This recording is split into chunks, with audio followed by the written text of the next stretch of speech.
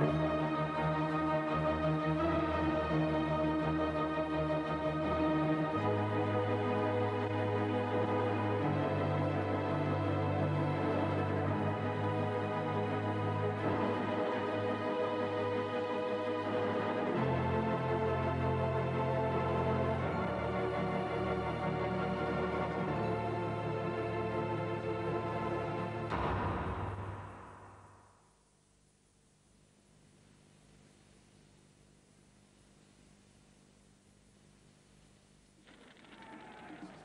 1968, les rues de Paris sont envahies par les étudiants.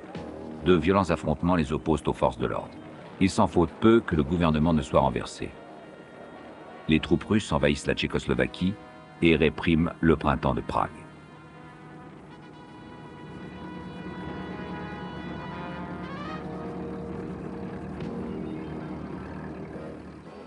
Des avions de l'armée américaine bombardent sans relâche le Vietnam.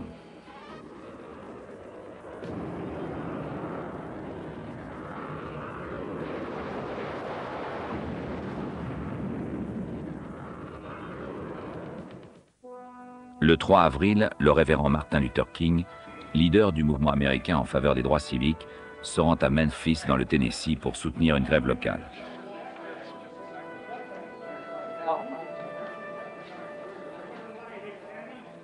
Il lui reste moins de 24 heures à vivre. J'ignore ce qui va se passer maintenant. Des jours difficiles nous attendent. Mais cela n'a pas vraiment d'importance pour moi, car j'ai atteint mon but le plus élevé. Cela m'est égal.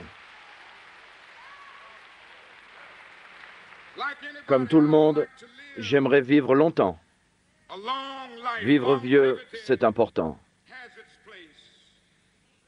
Mais j'ai d'autres sujets de préoccupation pour l'instant. Je veux simplement accomplir la volonté de Dieu. Le 4 avril au soir, un coup de feu est tiré de cette fenêtre. De là, on voit le Lorraine, le motel où Martin Luther King est descendu. Il sort sur le balcon, soudain il s'effondre, mortellement blessé. Il avait 39 ans. Dès l'arrivée de la police sur les lieux, des personnes qui accompagnaient le révérend King indiquent que le coup de feu provenait de la rangée de maisons située de l'autre côté de Mulberry Street. L'une des fenêtres du bâtiment est ouverte. Des policiers se précipitent dans l'immeuble qui donne sur Main Street. C'est un meublé où, en début d'après-midi, un certain John Willard a pris une chambre.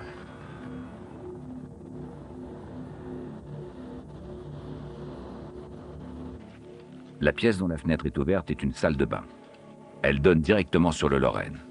La fenêtre à guillotine a été bloquée. Il y a des empreintes de pieds dans la baignoire. L'homme qui a loué la chambre 5B pour 10 $ la semaine demeure introuvable. La police l'identifie rapidement. Il s'agit de James Earl Ray, bandit armé aux multiples noms d'emprunt, âgé de 40 ans et évadé de prison. Memphis est paralysé par une grève des éboueurs. Martin Luther King était venu soutenir les grévistes dont la plupart sont des Noirs.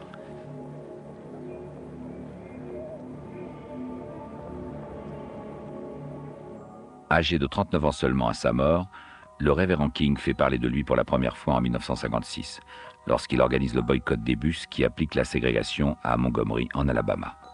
Son domicile est plastiqué, mais un an plus tard, passagers blancs et noirs voyagent côte à côte dans les bus.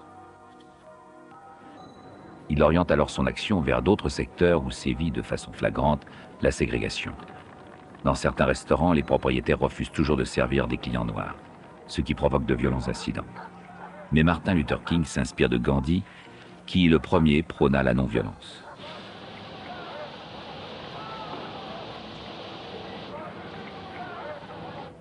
Les méthodes employées par le révérend King suscitent un certain respect pour la cause des Noirs. Les leaders politiques rivalisent alors pour gagner les voix des Noirs qui ont depuis peu le droit de voter. Martin Luther King est invité avec ses collègues à la Maison-Blanche et commence à fréquenter les hautes sphères politiques. On le voit ici en compagnie d'Eisenhower.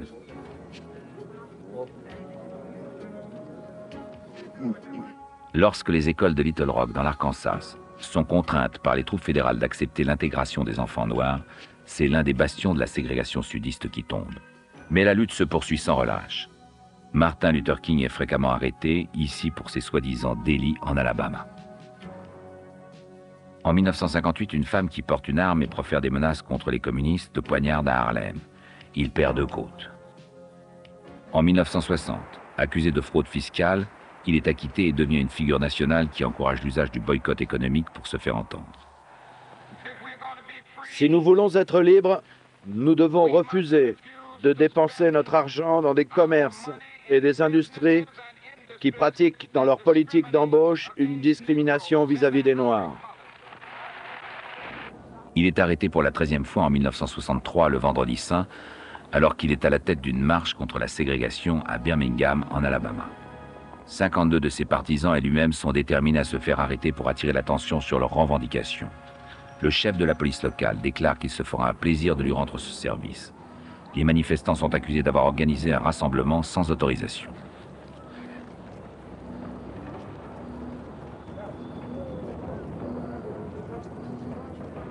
Le 28 août 1963, 25 000 personnes participent à la marche de Washington. Des personnalités comme Marlon Brando et Judy Garland se joignent aux militants.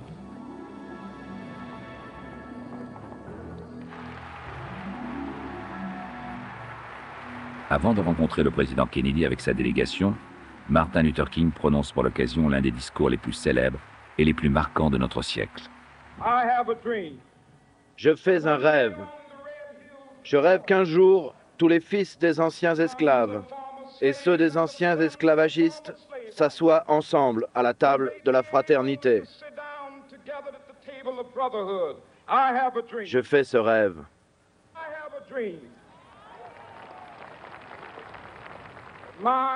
Je rêve que mes 4 enfants vivent un jour dans une nation où ils ne seront pas jugés d'après la couleur de leur peau, mais d'après leurs valeurs personnelles.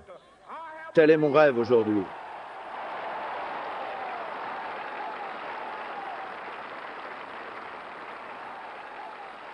Le mois suivant, en réaction, une bombe tue 4 petites filles dans une école baptiste de Birmingham. Consterné, Martin Luther King s'y rend à nouveau. C'est ici, au milieu des ténèbres du Mississippi, que j'ai vu cette petite lueur, le symbole de la profonde détermination des gens qui veulent devenir libres. Mais dans tout le Sud subsistent des poches de résistance acharnées, et Martin Luther King sent qu'il faut attirer l'attention sur elles. En juin 1964, il est à nouveau arrêté en se rendant en Floride pour manifester contre un motel qui refuse l'accès aux Noirs.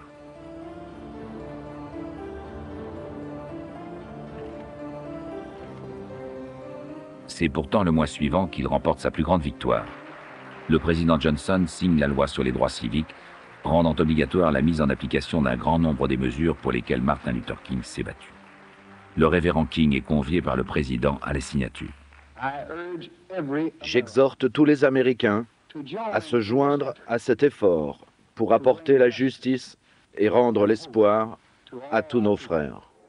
Après la signature, le président serre la main du révérend King. Certaines personnalités de Washington désapprouvent en privé ce geste symbolique. Leur mécontentement s'intensifie encore en octobre, lorsque Martin Luther King reçoit le prix Nobel de la paix pour son combat en faveur des droits civiques et pour son adhésion au principe de la non-violence. À Stockholm, une retraite au flambeau salue sa promotion au rang de personnalité internationale. Mais la violence frappe à nouveau le défenseur du pacifisme dans le hall d'un hôtel de Selma, en Alabama. Tandis que Martin Luther King signe symboliquement le registre de l'hôtel Albert, auparavant réservé aux Blancs, un membre d'un parti nationaliste extrémiste le frappe au visage et à l'estomac. Cet incident, en janvier 1965, est l'amorce d'une nouvelle vague de violence.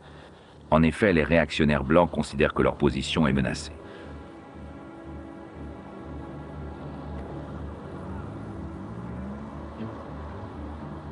L'action de Martin Luther King déchaîne les passions et cela l'expose à des dangers quotidiens. En mars, 2 semaines après le meurtre du militant noir Malcolm X à New York, des troupes nationalistes chargent les manifestants et stoppent la marche de Selma à Montgomery.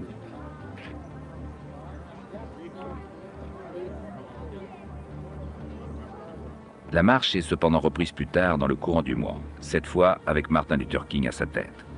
Le président Johnson a envoyé 3000 soldats pour maintenir l'ordre. En arrivant dans la capitale de l'État, les rangs de la manifestation ont grossi au point de compter 25 000 personnes.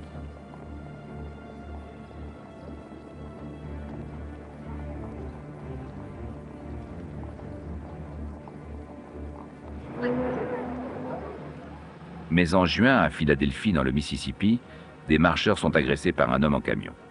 Cet homme qui court vient d'attaquer à coups de bâton un caméraman du journal télévisé et a détruit son équipement. Le révérend King, qualifiant cette région comme la plus violente d'Amérique, proteste énergiquement.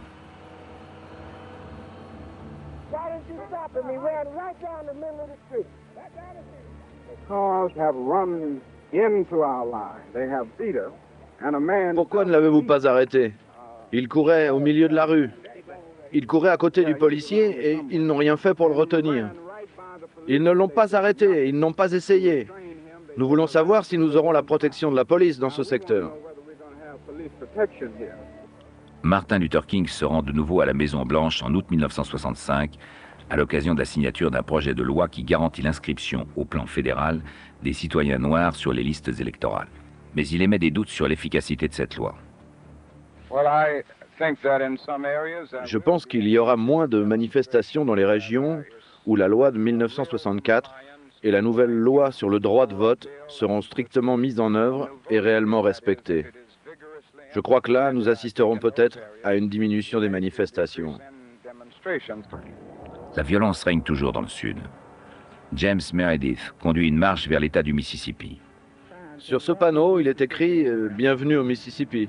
Meredith est le premier noir à avoir obtenu une place dans une université d'État. Soudain, un coup de feu éclate et il gît sur le sol, blessé au dos et aux jambes. Martin Luther King rejoint les marcheurs et les conduit jusqu'à leur but.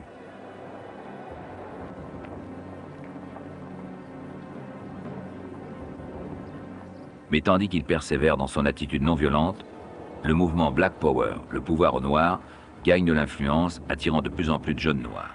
Les dirigeants de ce mouvement affirment qu'il faut répondre à la violence par la violence. Martin Luther King, lui, continue de prêcher le contraire. J'ai encore fait un rêve cet après-midi. Un jour, les écoles qui pratiquent la ségrégation ne seront plus que le souvenir d'un passé obscurantiste. Des enfants blancs et noirs s'assieront ensemble dans des salles de classe qui réconcilieront toutes les différences. Voilà le rêve que j'ai fait cet après-midi.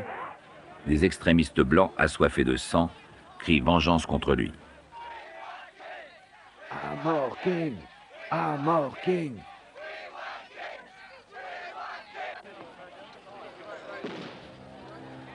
Cette fois, c'est une fausse alerte. Mais cet attentat manqué s'est produit dans le Nord, à Chicago. Pour le révérend King, c'est un facteur nouveau et inquiétant. Bien que désormais convaincu que sa vie est réellement en danger, il continue de prêcher la modération et affronte avec courage des foules hostiles. Là encore, c'est de Gandhi assassiné 20 ans plus tôt qu'il s'inspire.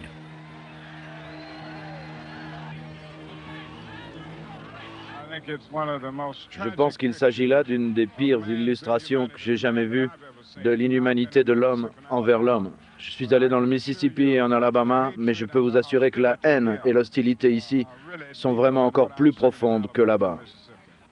Les ennemis déclarés de Martin Luther King sont des membres du Ku Klux Klan et d'autres groupes racistes blancs. Mais lesquels sont les plus dangereux? D'autres ne le haïssent pas moins et sont plus pernicieux encore. On compte parmi les ennemis de King Edgar Hoover, le fondateur du FBI.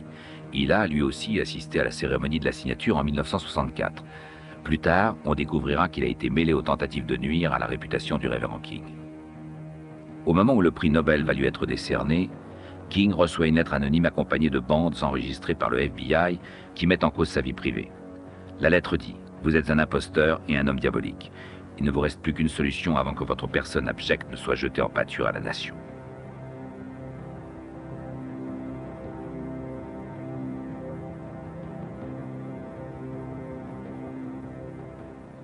King est un père aimant, mais un mari infidèle, et ses enregistrements pourraient lui causer du tort.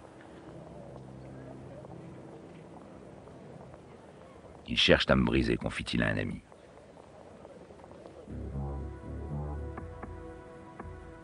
En 1968, lorsqu'il se rend à Memphis pour soutenir la grève des éboueurs, les harcèlements se sont intensifiés. Constamment sur le qui-vive, le révérend King vit dans la crainte d'être agressé. Hoover a toujours considéré le mouvement de King comme l'un des bastions du communisme. De fait, King élargit le champ de ses revendications et mène maintenant des campagnes de protestation contre la guerre du Vietnam et la pauvreté des Blancs comme des Noirs. Lorsque les bagarres éclatent lors des manifestations, King les soupçonne de n'être organisé qu'à seule fin de le blesser. Il confie à ses assistants « Il faut que je sorte de là ». La police de Memphis, qui s'attend à une explosion de violence, se jette sur les fauteurs de troubles. Martin Luther King, qui s'apprête à faire un sermon au temple maçonnique, est de toute évidence bouleversé. Ses paroles ressembleront plus tard à une prophétie.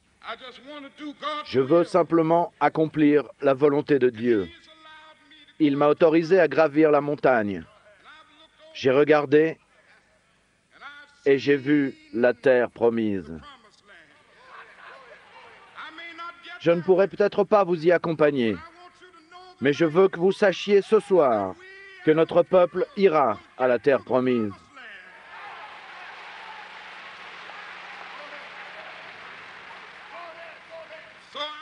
Car je suis heureux ce soir. Rien ne m'inquiète. Je ne crains personne. Mes yeux ont vu l'avènement glorieux de notre Seigneur.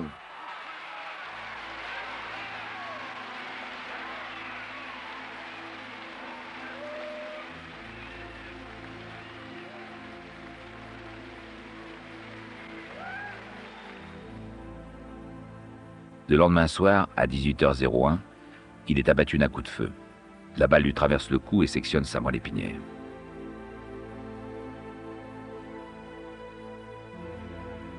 Lors d'une conférence de presse le lendemain, ses compagnons lui offrent un éloge posthume.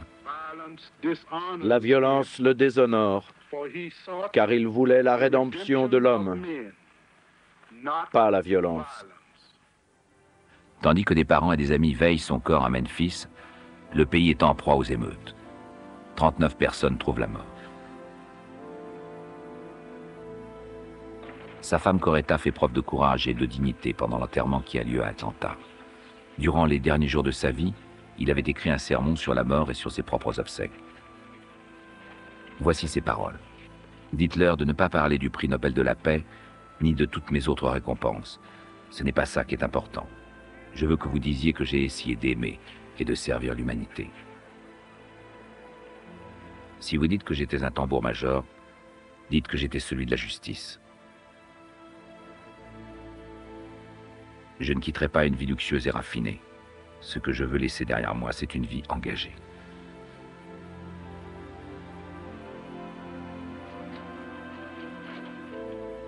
Dans le monde entier, on cherche maintenant à savoir qui a tué le révérend King et pourquoi. La police américaine, à travers son porte-parole, s'engage à le découvrir. Cette pièce à conviction a été examinée avec la plus grande attention. Et nous suivons des pistes dans différents lieux des États-Unis. La police propose rapidement une théorie plausible. Un voleur raciste évadé de prison un an auparavant aurait poursuivi une vengeance personnelle, attendant une occasion de tuer Martin Luther King. Ce jour-là, l'occasion était trop belle et l'endroit idéal pour un tireur embusqué. Il s'est tranquillement installé dans un hôtel à proximité de sa proie et a attendu l'instant propice. Les autres locataires de l'hôtel donnent une description du meurtrier. À peu près 1m60, cheveux blond roux, le teint rougeau. Quand je l'ai vu, il allait à la cabine téléphonique. C'est tout ce que j'ai vu. Il était dedans, essayait de téléphoner, mais ça ne marchait pas. Alors il est sorti. Par chance, le tueur a laissé dans l'embrasure d'une porte un paquet contenant le fusil avec ses empreintes digitales dessus, des munitions, des jumelles et une radio. La police remonte rapidement jusqu'à un certain James Earl Ray, mais celui-ci a quitté Memphis au volant d'une Mustang blanche. Ancien tireur d'élite de l'armée condamné à 20 ans de réclusion, Ray s'était évadé de la prison d'État du Missouri en se cachant dans le camion d'un boulanger. 2 jours après le meurtre, il abandonne sa Mustang à Atlanta et prend le car pour Toronto. Son plan est de gagner l'Angola en passant par le Portugal.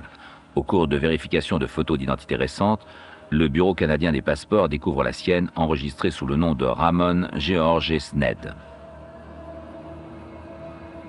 Interpol est alerté, la police britannique le repère. Il est inscrit sous un faux nom sur la liste des passagers d'un vol à destination de Bruxelles pour le 8 juin. Il est arrêté puis extradé aux États-Unis le 19 juillet, sous surveillance renforcée.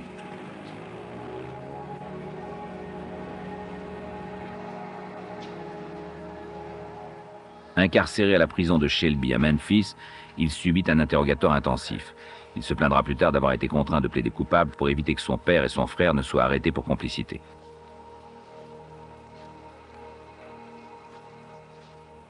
Au tribunal de Memphis, le 10 mars 1969, jour de ses 41 ans, Ray plaide coupable pour l'assassinat de Martin Luther King. Il ne se défend pas lorsqu'on l'accuse d'avoir agi seul. Il renonce au procès public auquel il a droit et déclare accepter le verdict du tribunal. Selon un accord préalable, cette position lui évite la peine de mort et il est condamné à 99 années de détention. Presque immédiatement, il regrette sa décision.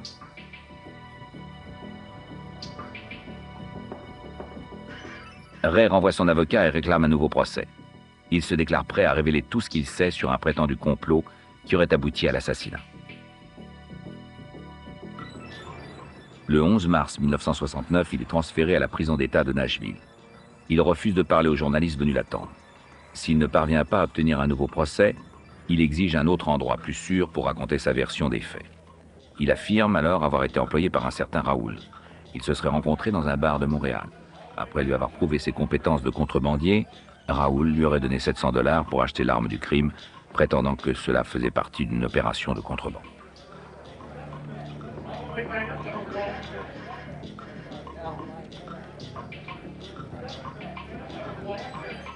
Puis, les deux hommes se seraient donné rendez-vous à Memphis le jour de l'assassinat. Ray aurait alors donné l'arme à Raoul. Celui-ci l'aurait remise au véritable assassin ou l'aurait peut-être utilisée lui-même. Quant aux empreintes digitales relevées sur l'arme et à l'identification des numéros de série, elles n'auraient été laissées que pour faire porter les soupçons sur Ray. On donne à Ray l'occasion de raconter cette version des faits en 1978 devant le comité chargé d'enquêter sur les assassinats. Le 15 août, un hélicoptère l'emmène de la prison vers Washington. Mais personne n'est vraiment disposé à créditer cette thèse.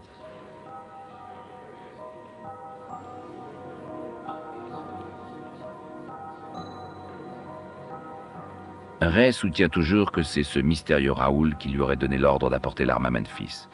Il nie avoir suivi Martin Luther King pendant des mois lors de ses déplacements dans le Sud. Il prétend n'avoir même pas su que King ferait une intervention publique ce jour-là.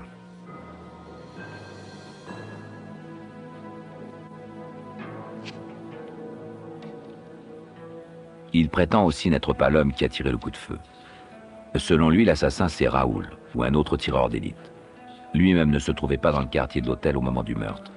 Il essayait de faire réparer un pneu dans un garage et se serait sauvé en voyant le branle-bas de la police. Dès le retour de Ray en prison, le comité entend les témoignages à propos de la lettre anonyme envoyée à King.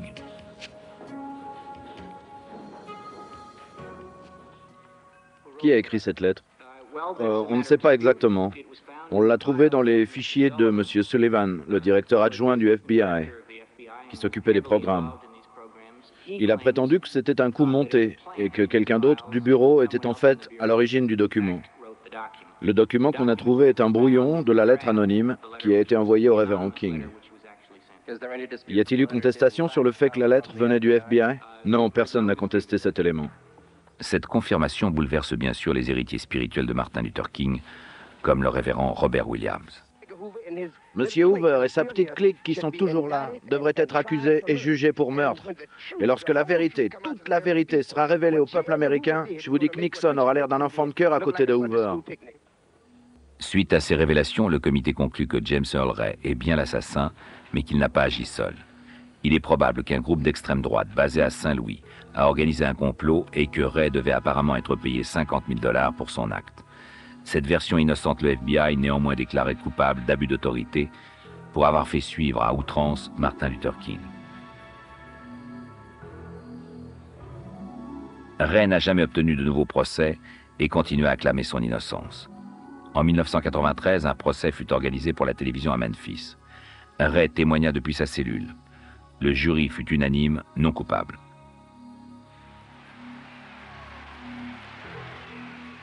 Même si le mystère de sa mort doit rester entier, Martin Luther King nous a légué une certitude. Les rêves, pour peu qu'on s'en donne la peine, peuvent devenir réalité. Et même si nous rencontrons des difficultés aujourd'hui et demain, mon rêve ne meurt pas.